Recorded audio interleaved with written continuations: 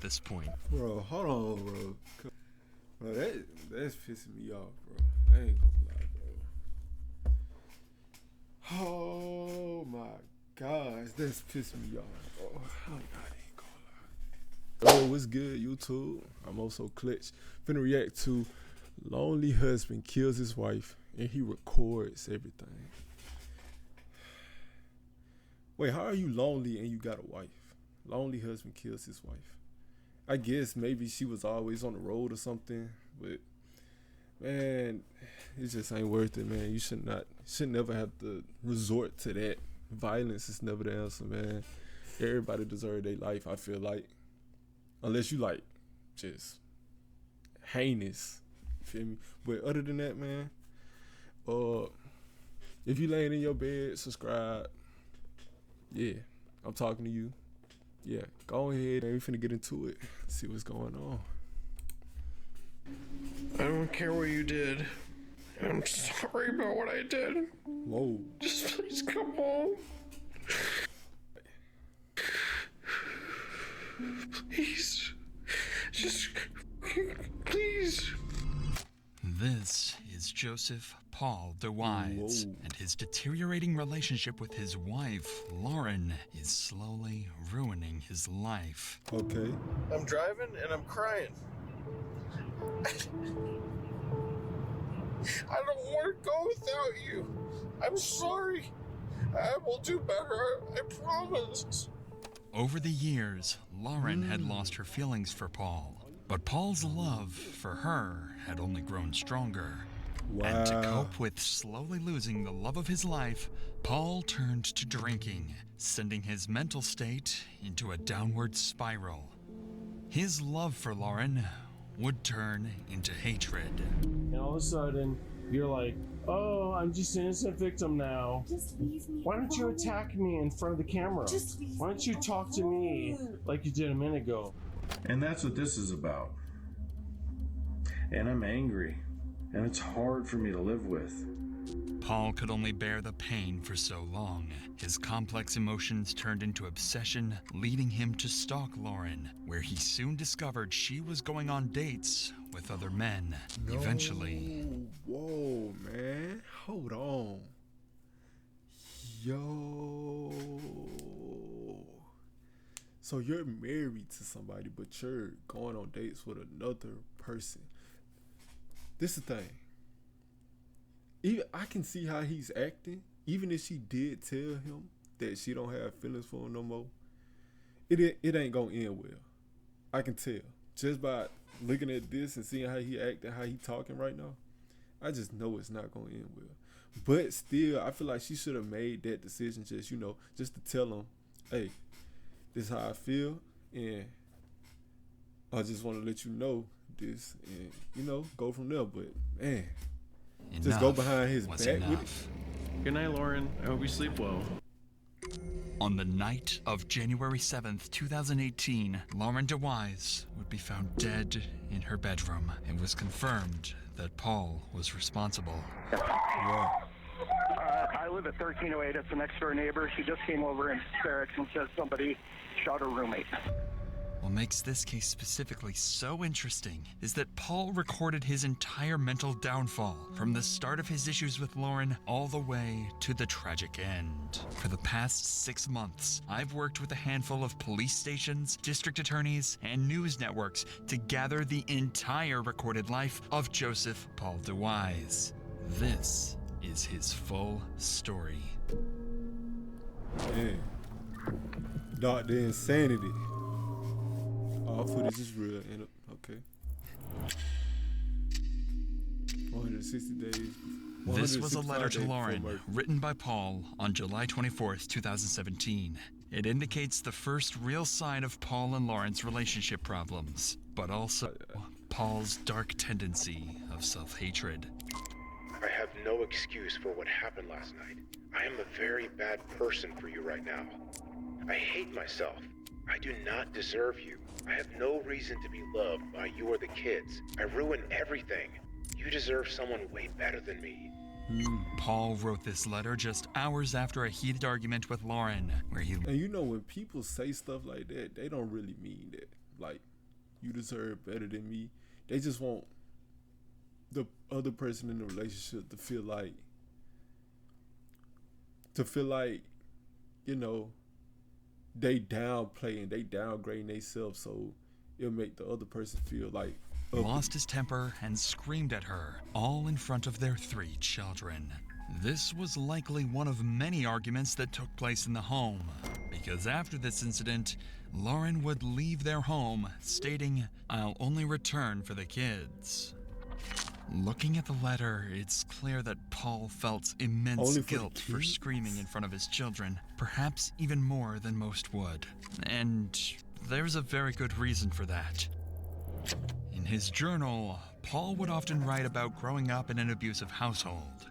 In one entry, he described walking in on his father screaming and choking his mother, her face turning purple from the strangulation. Perhaps Paul felt he had followed in his father's footsteps by becoming aggressive towards Lauren in front of their children, something that likely embarrassed him. But instead of apologizing for his outburst, he chose a different path. He would begin manipulating his children, convincing them that he had done nothing wrong, even going as far as recording these statements to show Lauren later on. How do you feel about what happened with Lauren? I'm angry and sad, and I don't know. I'm upset. I'm mad. I don't understand. It's overwhelming. The only damage that I feel that has been done by is honestly Lauren. I mean, everything was fine until she decided that she wanted to do what she did. Was it my fault? Was I a bad husband to Lauren? No. Are you glad it's just gonna be me, you, Joe, and no? Why? wow. Because Mama moved away. Yeah. Lauren had moved out of the house, and Paul's attempts at manipulation only pushed her further away. That's all he doing, In turn, manipulating. his abandonment issues worsened, spiraling into paranoia over the thought of Lauren falling in love with someone else. There are numerous examples of Paul's paranoia, but certain examples are particularly notable. One thing Paul would consistently do over these years was send relentless barrages of text messages. They would usually start out in a calm, collected way.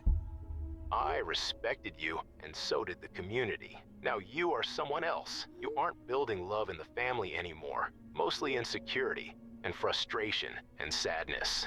But would quickly spiral into unintelligible rants of self-hatred and aggressive accusations. Now I am depressed again. How can you not care? How can you make me deal with this by myself? Why won't you save us? I'm sick again, and my counselor had to cancel. I am a pathetic piece of crap now. I am completely So he just alone. started. My life is ruined. My money is gone. My body is broken. My wife doesn't care about me except to hurt me. You are abusive. You. I am crazy now. Great job. Always ending with some type of accusatory comment, likely to make Lauren feel guilt over not being there for him. Another thing he would regularly do was contact people in Lauren's life. One notable example would be towards Lauren's female co-worker, who Paul suspected to be bisexual. I would appreciate it if you would stay away from my wife. You are not a good influence for her, and she is acting like a single woman. I don't not trust you as I reached out to you, and you ignored me. My wife needs family-oriented friends, not friends that married people and aren't friends enough to help in crisis. Paul's messages to Lauren and her friends continued for months, growing increasingly emotional over time, but Lauren would rarely respond. Reading his diaries, it's clear this deeply upset Paul. He felt like he was losing the woman he loved. Desperate for a reaction, he soon turned to sending her videos instead, hoping that would finally grab her attention. I don't care what you did. I'm sorry about what I did. Just please come home. I don't want to restrict this by myself. And I love you. Please. Just fucking please. Please. I work 2 jobs. I will do anything. I won't be here. I'll be working all the time. Just come home. Please. Please come home. I'm sorry. I'm sorry. I was so angry. I have a new perspective now. Paul's emotional swings indicate a deep fear of abandonment, likely stemming from his childhood. With Lauren, he was angry and controlling. Without her, he was desperate and self-pitying. When she responded, it would briefly ease his distress, but unfortunately for Paul, Lauren would stop responding altogether. On November 14th, Paul's worst fears of abandonment would come true. He would discover clues that Lauren had started going out again. And later that same week, he signed up for VSync GPS tracking services and registered her phone to the system. Paul would start stalking her. He would take pictures of Lauren and the various bars she would go to and store them away to confront her with later. But on November 14th, things took a dark turn when, while stalking her, Paul discovered Lauren in her car with a co-worker named Kevin making out. It seemed to confirm his deep fear of being abandoned as he stood there watching it all unfold. Kevin would eventually leave the vehicle, allowing Paul to rush in and let Lauren know he saw everything that just happened. He'd pull out his phone to record, but would only capture a few seconds. It was an accident. I'm sorry. Paul... Hold on. Hold on. Hold on.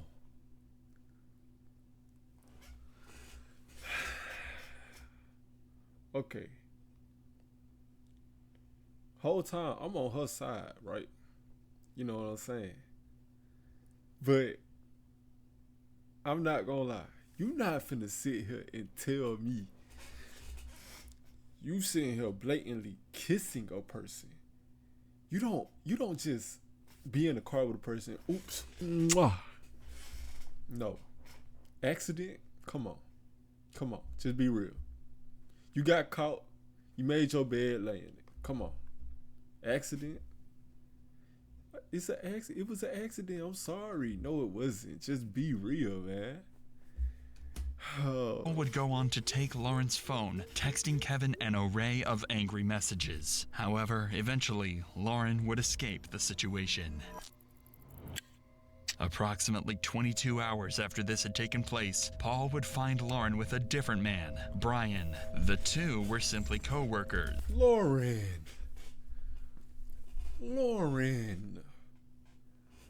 Hold on. Okay, cool. You don't have feeling for Mr. Paul here, but you ain't gotta be, you know what I'm saying, playing the field like that. You jumping from guy to guy. That don't look good. You know what I'm saying? I don't agree with this, with what he did at all. But I'm saying, like, pick one, stay with one. Nah, that's crazy. But Paul wasn't going to take any chances. So again, he would go up to the car, this time confronting the man instead of Lauren. This man had absolutely no intimate relationship with Lauren, so he retaliated against these claims, even punching Paul in the face.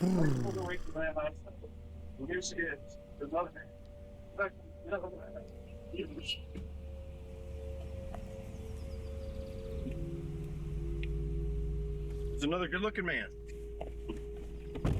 Paul was furious. However, instead of begging Lauren to get back together, he would ask her to grab her final belongings from the house and never come back.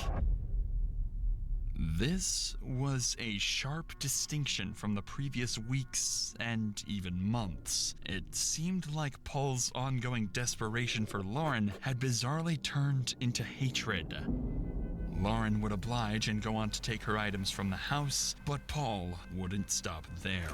The next morning, he would take to Facebook, making a public post stating, "Has anyone in Bozeman not kissed my wife? Last night I caught Lauren making out with this man in her car outside of a bar. She is the best liar I have ever known." Paul had turned to retaliation, and his video recordings made that clear. Yes, I've been drinking.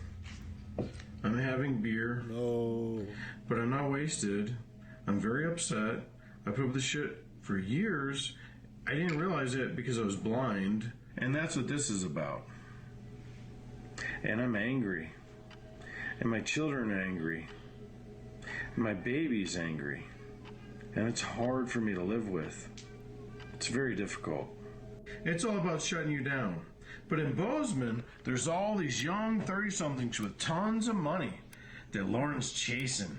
She loves that. And she's going to step up from me and our family and get ahead. I'm angry. I don't want her to keep her job. I would like to protect the community from her. I'm sure I will be an outcast now because, who tells the truth anymore, right?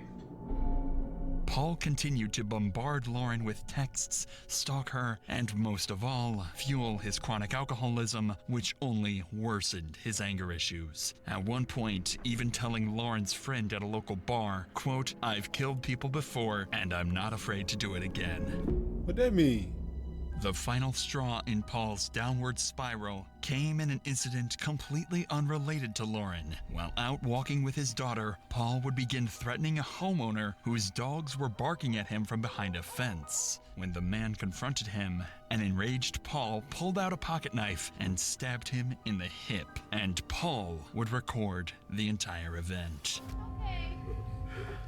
We just got attacked by these people's dogs. This is my baby. Bro, if a dog is barking at you from behind a fence, it's just being a dog. What? Baby, did you think that dog was gonna get you? I did too. Bro, come on, bro. Go this home, man bro. attacked me behind the dog after this woman. Baby, I'm sorry. I withdrew my knife to defend myself against this man who took me down with a single leg takedown. As the last resort, when my back was on the floor, I struck up with the knife. I struck the man. They pulled the dog away. Now the dog's gone. You okay, baby? I'm so sorry. You stood here and antagonized. And see, still the aggression. You stood here with my Get baby. back! Oh!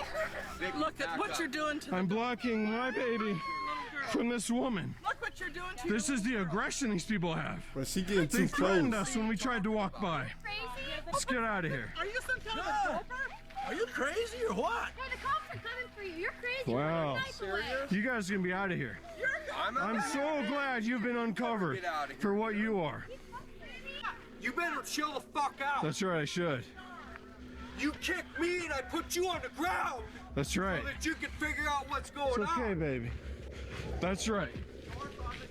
Don't run away. Don't threaten me and fucking come in my yard and fucking cut me. Drop the knife!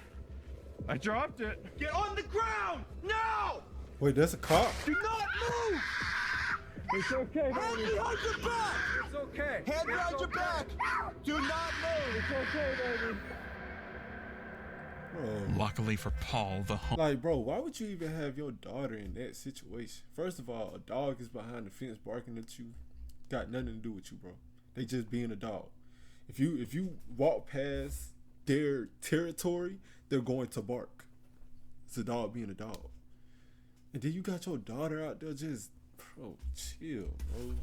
homeowner had technically put his hands on him first, so the stabbing was considered self-defense. And while he would walk away with no charges, this event would signify that Paul was not afraid of violence, and in fact seemed to endorse it. On January 6th, 2018, at 11:56 a.m., Paul would text Lauren, inviting her over for some soup. Lauren would never reply. At 3:36 p.m., Paul would text Lauren, asking if they were still meeting for tomorrow. Lauren would reply, "What for? I'd like to pick up my daughter and spend time with her." This seemed to upset Paul, so he would go on his, by this point, usual rant to Lauren, sending messages such as, "I beg you, please don't destroy us. I love you, and we'll do whatever it takes." Hours later, Bro at is a 10:58 p.m., real Lauren would bro. reply, "No, thank you." A 2-hour gap would proceed with no text messages between the two. However, Paul was completing he was other planned tasks in. during this time.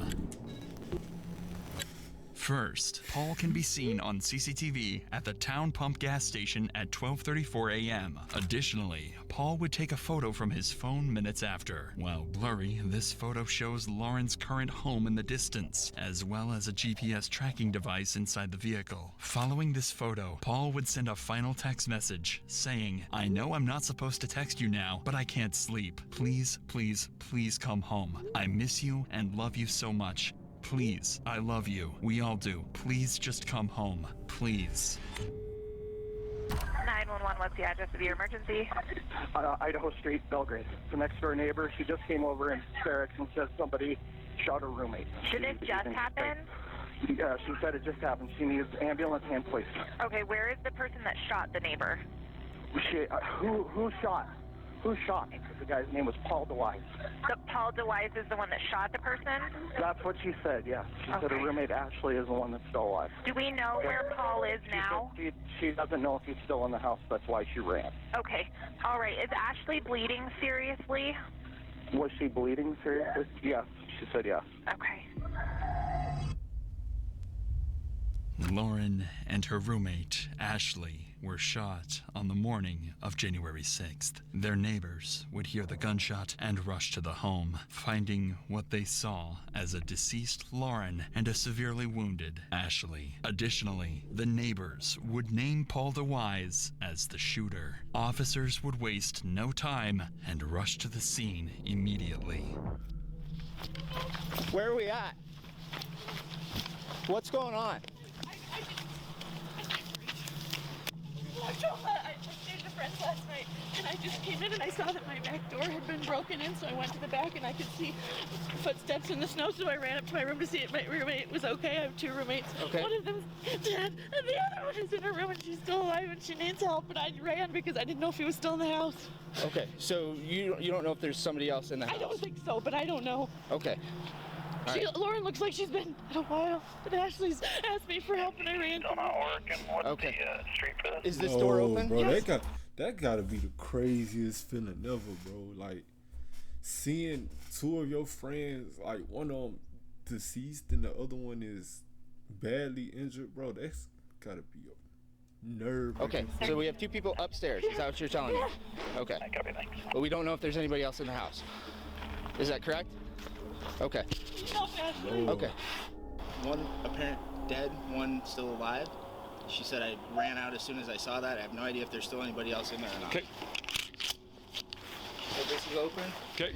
Footprints in the There snow. you got Here. Okay. Shotgun? Belgrade Police! Police Department! You're not playing. Anybody inside, come out! I'm going this way. Okay, I got stairwell. Police! 326. Where are you at? Oh, the 12 gauge. Kitchen clear. How many people are inside? We're making entry. How many people? Right. Okay. Stairs. We're coming. Belgrade Police, show me your hands. We got doors on the left and right. Okay.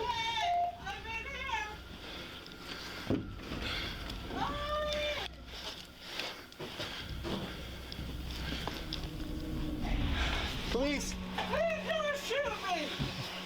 Who shot you? No, please don't shoot me! I'm not gonna shoot you. Please don't shoot me! One panel down. Is deceased. I'm behind you. Okay, we need medical in here now.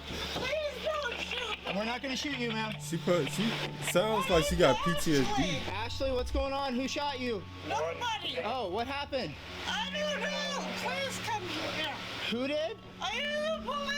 I'm the police, right here. Where are you? I'm right here. Can you see me?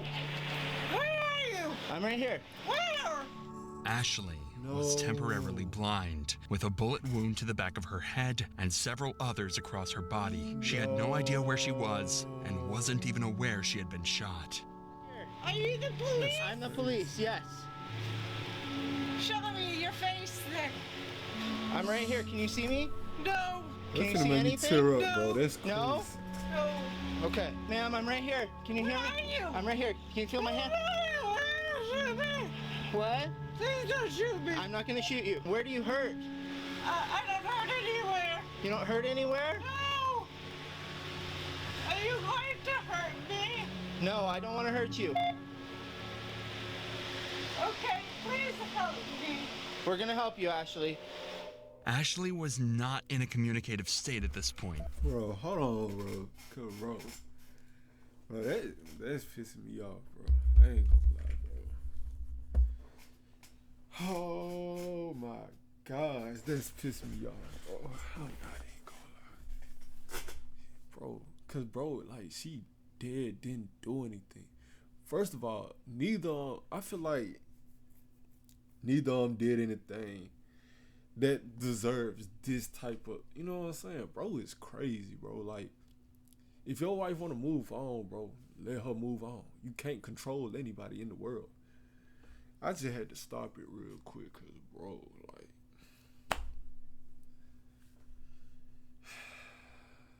that's crazy. She got shot in the back of the head and she's still alive. Like, that is crazy to me. That is, bro.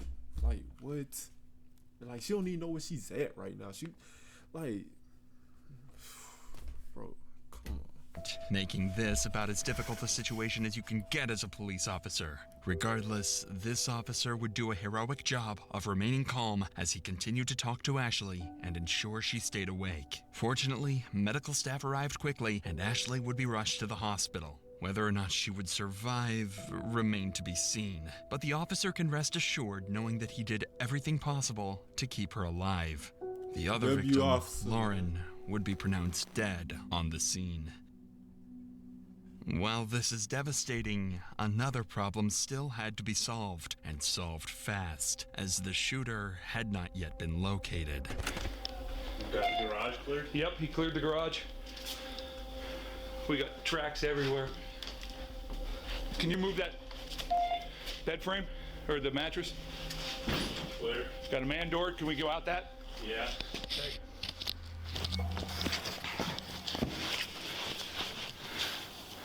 Clear. We're clear? Is there tracks going over the top of the fence or anything? No. Negative. How about this way? There's tracks going around that way. Okay, is our gate open?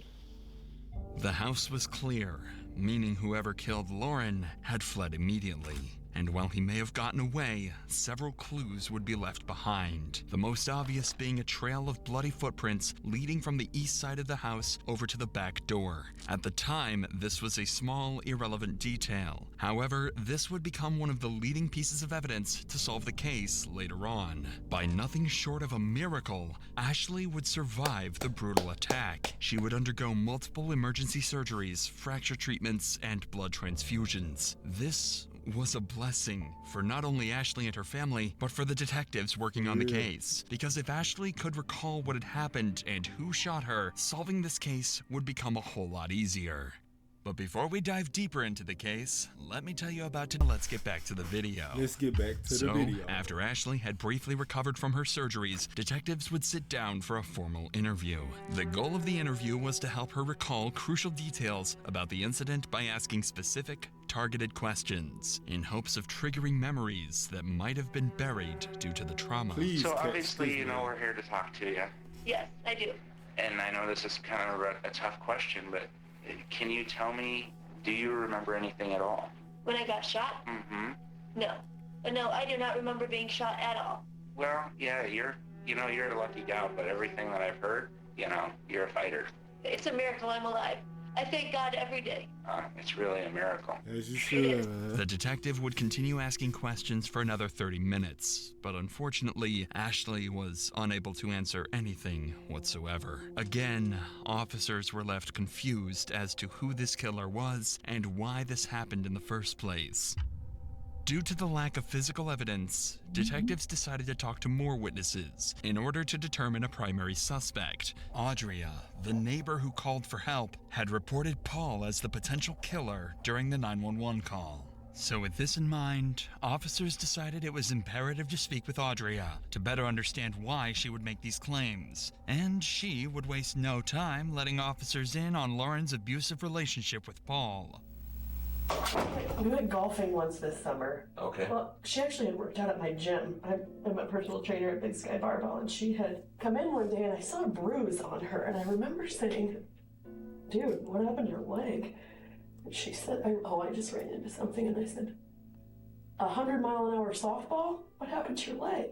She just dismissed it. A couple months later, we were golfing, and she said, they had lived here about a year, and she said, I can't believe I've never told anybody this, but I think I need to leave Paul. He beats me all of the time. Mm-hmm. And I used to contact me every day, and one day would be, you ruined my life, to, I can't believe you're helping my wife, to, I'm so sorry, this is all my fault, this has nothing to do with you, you did nothing wrong. I mean, he's got a schizophrenic chain of messages that I never responded to.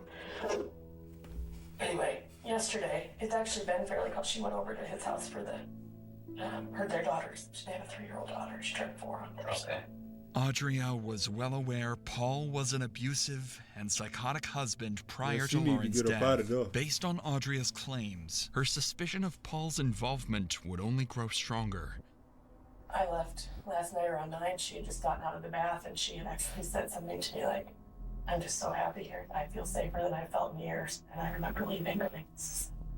I left around 9:30. And I got home this morning. I got home around 8. And when I walked in, I looked down, and in my back door frame, 2 pieces of wood were laying on the floor. And I ran upstairs to see if Lauren was okay. She was not okay. I literally, the door had been propped open, and she always slept with it. And it was open. I walked up, and I could see her laying there, so I didn't even walk it all the way in her room. I just looked at her and was it looked to me like Lauren was dead when I was there, but I didn't even. My brain went to gunshots because he has like a bicyclist pulled him over and cut him off. I got close to him in traffic once. He pulled a pistol on bicycles. He pulled a pistol on Lauren. Before he got banned from Airbnb, he pulled a pistol on Airbnb guest. That's good. Yeah. Man, what? Based on Ashley's claims, Paul was not only an abuser, but also notoriously threatened people with the same weapon used to kill Lauren. It was becoming more and more clear that Paul was who detectives ultimately needed to speak with. Safely getting Paul to the police station for questioning was something that needed to be done with extreme precaution. Whoever killed Lauren was armed with a .22 caliber pistol, and if Paul was responsible, a dangerous scenario could occur if police contacted him directly. So, in order to safely secure him, officers devised a complex plan for his arrest. Paul's house would be heavily surveyed the day of the arrest. The moment Paul left his house, the surveillance team would notify the arrest team of his direction of travel. In order to leave his neighborhood, Paul would have to exit either to the west on South 19th Avenue or east on South 3rd Avenue. Units would be blocking both streets, and a high-risk felony stop would be used to take DeWise into custody. With this plan, officers were granted an arrest warrant for Paul, and immediately the operation would go underway. At 9 a.m. the next day, Paul would exit his house in his Chevrolet Suburban. He'd turn west onto South 19th Avenue, where an officer would be waiting for him, and quickly pull the vehicle over. Okay, open up the door. Keep both hands up. Outside. Okay, go ahead and get out. Get out. Hands up. Hands up. Walk over here. Turn around. Look away from me. Walk backwards. Keep coming. Keep coming. Stop. Well, that was Get stay on the with ground. that 12 gauge. Get on the ground. Do not move. Do you understand me? Hey, I know he's a cold-blooded killer, but I feel like the 12 gauge is a little excessive. Like, a regular handgun would have did, Take him to the back of my car. All right.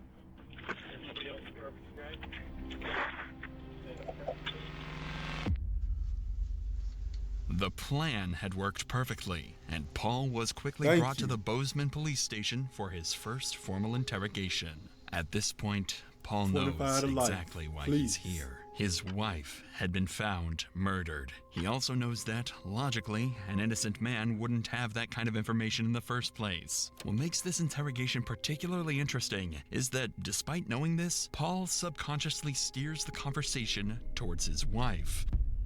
Hey, you watching this video?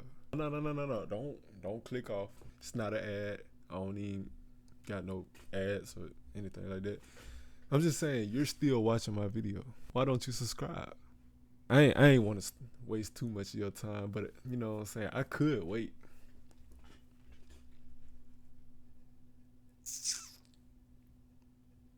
Oh, you still not gonna subscribe? Okay. Let's get back to the video. Hi, Paul. My name's Justin. I'm with the Belgrade Police Department. Okay. So you had your... Remember, at this point, there has been no mention of Lauren whatsoever. What do you do for work? I've been stay-at-home dad for quite a while. Man, it's the hardest job there is. Had a couple of accidents, and we ended up switching roles and ended up staying home. Yeah. Yeah, we're going through transition right now, though, so... Is that right? Yeah. So... What kind of transition? We're separated. Oh. Yeah. And in fact, she was supposed to get a baby today. Oh. So it's been tough. I hurt my knee back in June, and we had a lot of problems since then, and I had surgery in August, and it caused a lot of problems. The detectives still haven't mentioned Lauren. I've had a bunch of injuries in the last few years, and she's pissed off at me about that. Was it work-related? No. What did you do before you stayed at home? Well, I was a school teacher for 15 years. I taught science before I moved to Montana. Here? No, in Pensacola, Florida. Oh, really? Mm-hmm. Okay. So I have a biology degree. Yeah, that's how my wife and I met. Oh, really? Yeah, we both taught next door to each other. He's basically telling on himself. They ain't mentioned nothing about her. But then again, it could just be like he just talking about his wife or whatever, but like still, it's like he already knows the subject. She liked my coffee. She liked. Once again, Paul brings up his wife unprompted. While this is interesting, it's not enough to serve as evidence. Right. So the detectives decide it's time to apply more pressure. So the reason that I wanted to talk to you is there was some issues that happened over at Lauren's house this morning, and I just kind of wanted to touch base with you to see if you were over there at all, if kind of where you were this morning, that kind of thing. What happened?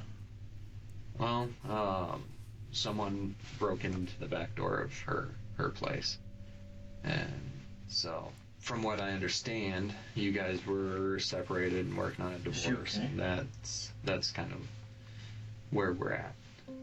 Is she all right? Well, not really. She isn't. What happened? Well,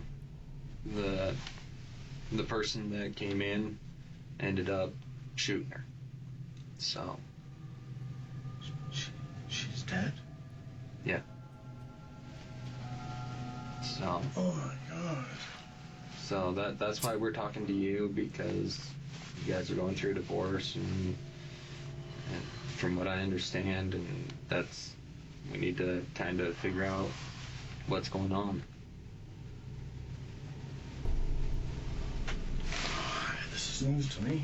I don't know anything about it. Well, let me tweaking out. Let me just say right off the bat, regardless of your relational issues, I understand. I love her. Lauren's very important to you. I love her. And I'm so sorry that you're going through this right now. This place. If, let's say, for... You think I did it? I didn't do it. We gotta look at the big I didn't say you did I it. would never do anything. I'm asking you to give us any information that you can about anything, whether it was you or not.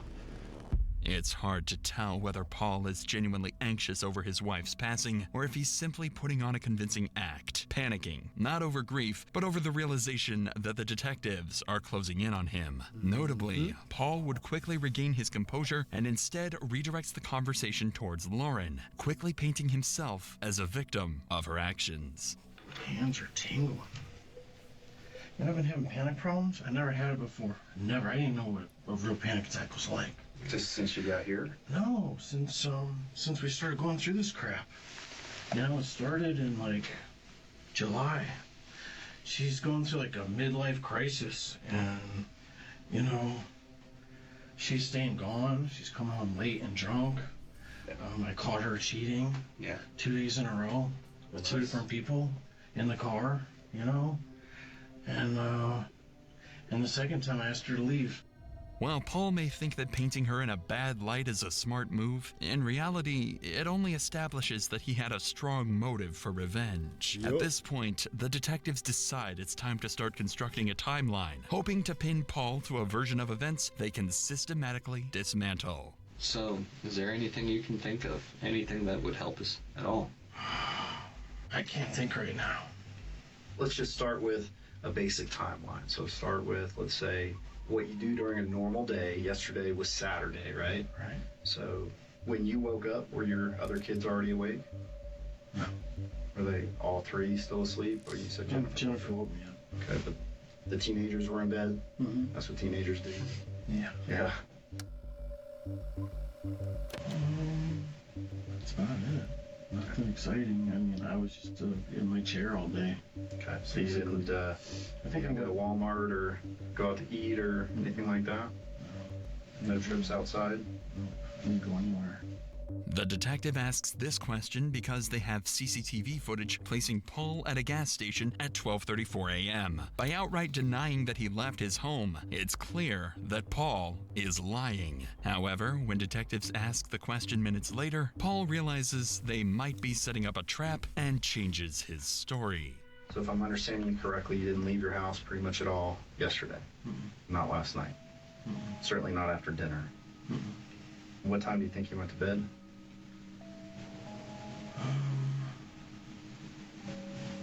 Gosh, it was late. Actually, it did go out. I went and got a 6-pack of beer around midnight at Town Pump. Going back to the timeline last night, you went to the Town Pump to get a 6-pack of beer. Mm-hmm. And both of your oldest were still up. Mm-hmm. And yeah, actually, my son went with me. Oh, your son went with me. Okay. And you guys were gone from your house, that's what, gotta be 15, 20 minutes, maybe? That's like, if you get the light, maybe it's 5 tops. Oh.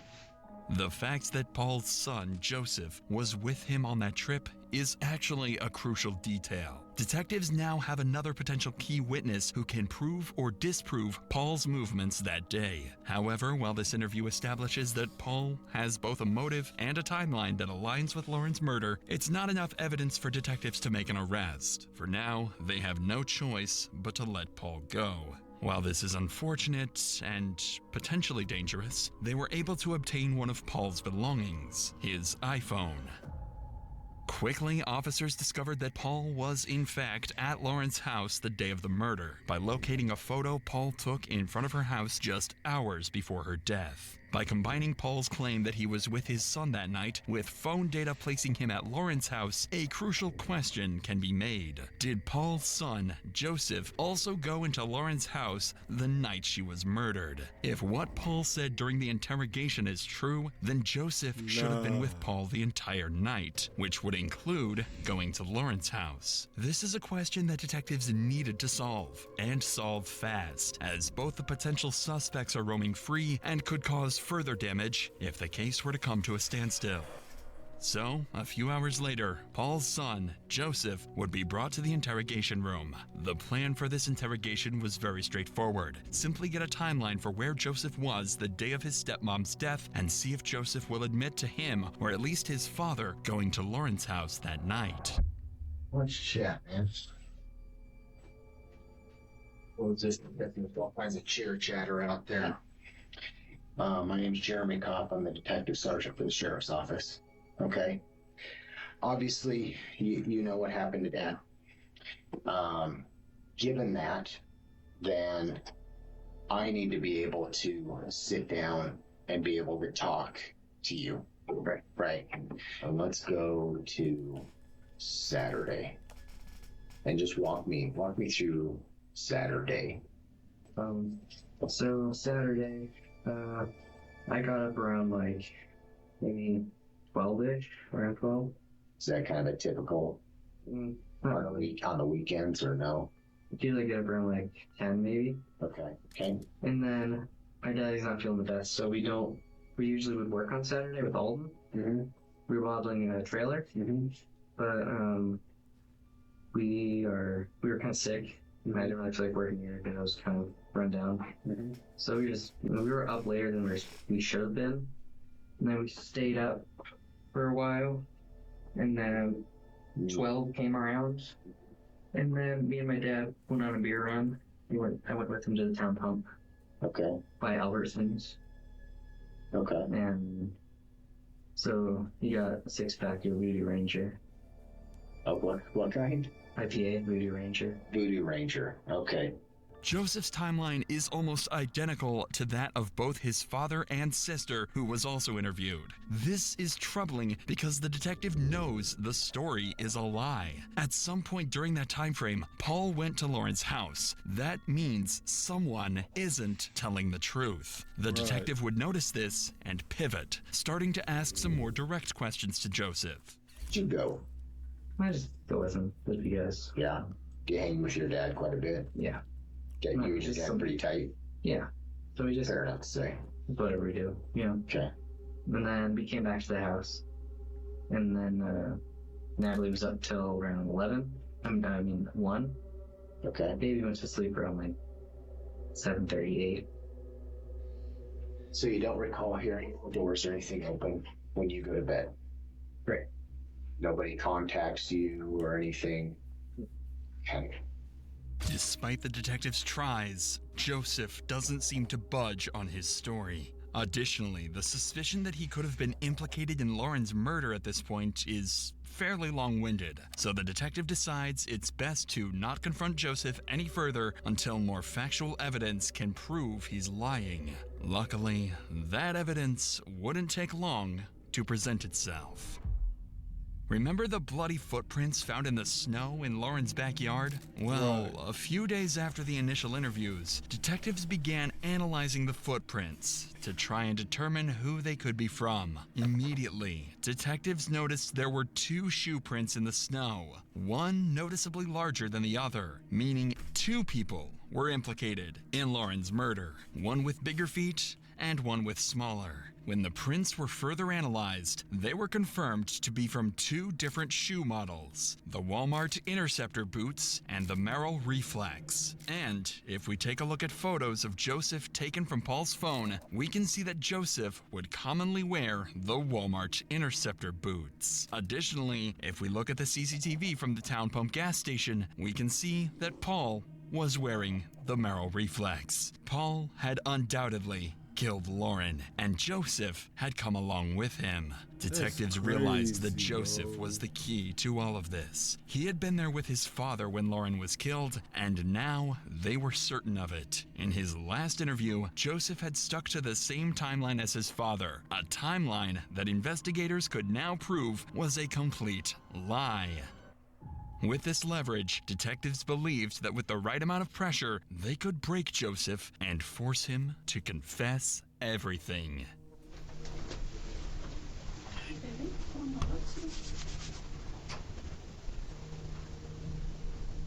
Due to the intense nature of what detectives are about to do, they would bring in Joseph's biological mother, Paul's ex-wife, to provide comfort, hoping that her presence would further push him to finally tell the truth. Wow. So that wasn't even his real mother. I was finna say, like, to actually act in on that and kill your own, to do that to your own mother is crazy, bro. I'm not even gonna lie. Like, that's But at the same time, doing it to anybody still crazy.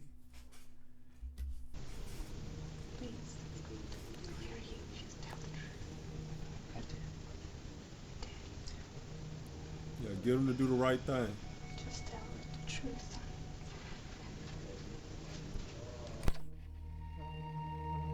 So, Joe, yesterday you and I kind of talked about what everybody had done on Saturday. Well, I got up at noon, ish, and Dad and Baby and Natalie were already up. And we were sitting in the living room. Daddy was in his chair. Natalie was on the couch. Baby, she's just whatever she was. As the interview progressed, Joseph's timeline remained largely consistent with what he had stated the day before. The detective knew he wasn't getting the full truth, and that meant it was time to apply more pressure. That's pretty accurate to what you told me yesterday. And I was hoping that today you and I could break through that and we could talk about what actually happened. Because if I can't get you to be honest with me, I can't help you. But I'm not willing to give up on you. I think that we can get through it. I can see the weight on you. And the only way I can help is if you and I are honest with each other. Joe, I can't help. I can't do anything if you and I aren't honest with each other in here. Okay? Joe, please. Joe. Okay.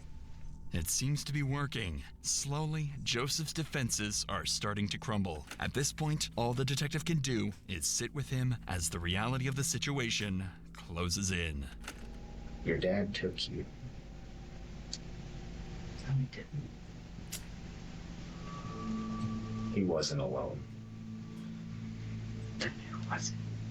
I don't know. After the long night, because I had no idea. I had my boots on in my own house. Joe, we've got to be honest with each other. Completely honest with you. How did your boots that are at your residence, those same prints end up at the crime scene? Joe, be thoughtful, be truthful. I can't do anything if you and I can't be truthful. Was it just your dad? Say something. Joe. Come on, son. Come on, baby. Come on. Joe. I know you love your daddy, son. Joe, just, come on. Son, if you know something, just say it. Joe. When did he leave? Did he leave you? Did he make you go? Is that why? Did you go to... Was it after, before the beer? I meant to the beer? Joe, help me understand. Help me understand that it was just him. Help me understand when he left. Help me understand why I can believe that you weren't there. Help me understand it. How far in the house did you go? I didn't go. Did you just wait outside? No, I stayed in the house. Joe, why would he frame his own son? Why would he frame his own son, Joe? Your boots are there. Help me tell the story. Was it you or him? Tell me. It was him.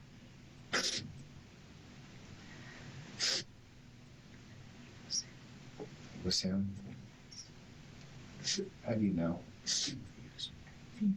He was what? He usually doesn't send me to that. He usually did. that. I thought you was very. So he sent you to bed. He said I love you so. He doesn't usually just. He said he loves you, son. I didn't know he was gonna do this to me. My sisters. I didn't know.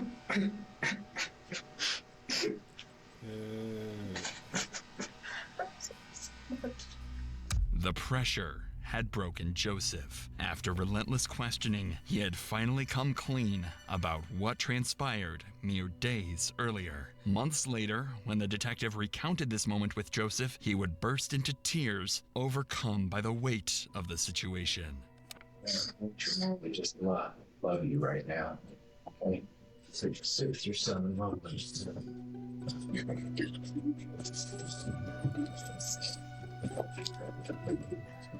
Sorry.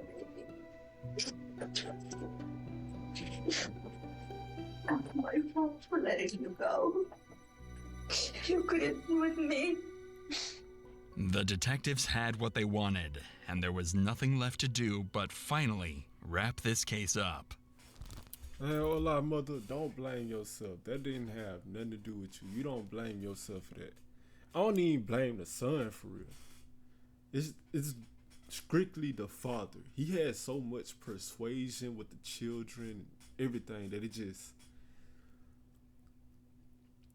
I'm pretty sure he didn't want to do that or anything, you know. It just, the father, he was just manipulative and persuasive. Paul's trial would be a long and drawn-out process, stretching over 2 years after his arrest. Come on, During this 25 to time, life. he remained in the Gallatin County Detention Center, where he quickly became a problem inmate. On February 7th, roughly 1 month after his arrest, tensions escalated when Paul called out another inmate, Buckley, accusing him of being a liar. Buckley responded with a warning, "Don't disrespect me like that." But before he could say more, Paul threw a punch, hitting Buckley in the face and sparking a full-blown fist fight. Paul would be charged with assault following the fight, only adding to the array of charges against him. Paul would eventually meet his fate on February 4th, 2020, nearly 2 years after his arrest. He'd be convicted of deliberate homicide, attempted deliberate homicide, and tampering with evidence, and would be sentenced to 220 years in prison without the possibility of parole. To the charge of attempt to commit deliberate homicide of Ashley guilty.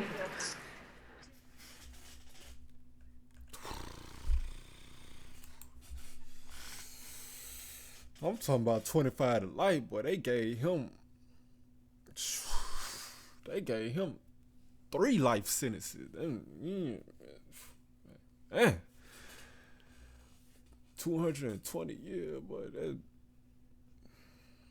Hey, I ain't gonna lie. This is the first time I've actually seen a case where a person actually deserved their sentence, bro. Cause, bro, doing that, bro, just move on with your life, bro. Like, life is too short to just be stuck on some person. And you seen, she chose her fate. Like, she wanted to go mess with other people. Let her do that. You move on. Go find somebody better. It's not that hard. It's not that hard. And then that, like, I don't know, man. I just feel like, yeah, I feel like, bro, he was already a net case anyway. But if you enjoyed that video, make sure you like, comment, and subscribe, man. Comment down below what you want me to react to next. Other than that, stay safe. I'm out.